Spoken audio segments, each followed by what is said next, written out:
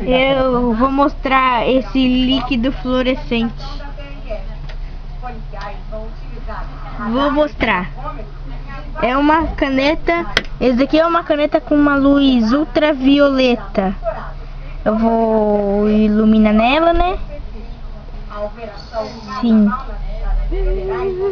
E fica brilhando.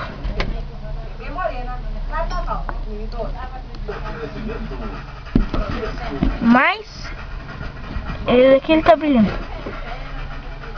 Eu peguei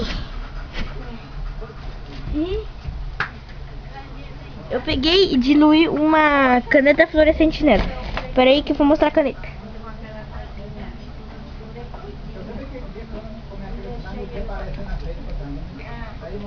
A caneta é essa daqui. Mostrou sua cara.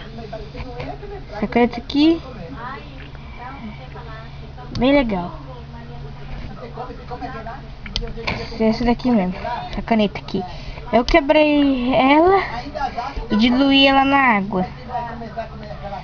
Ficou bem assim, legal. E essa daqui. Aqui então é o líquido. Vou apagar o líquido de novo.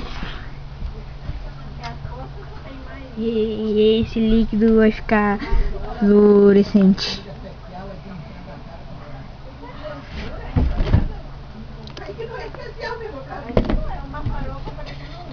Muito legal.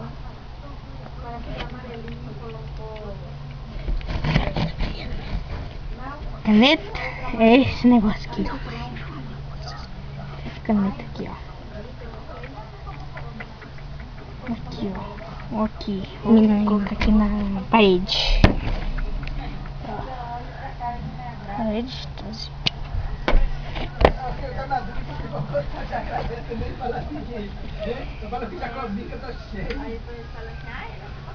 Caneta.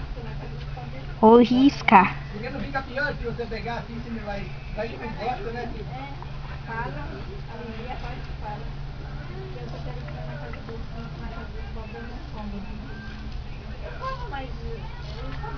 Pronto, escrevi.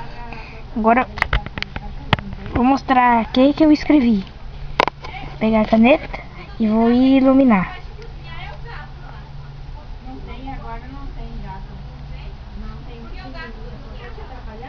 Leite. Leite.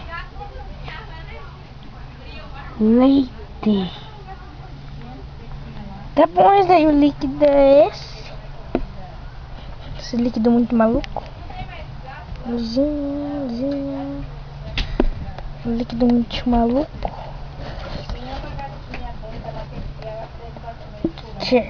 Tchau, é isso aí.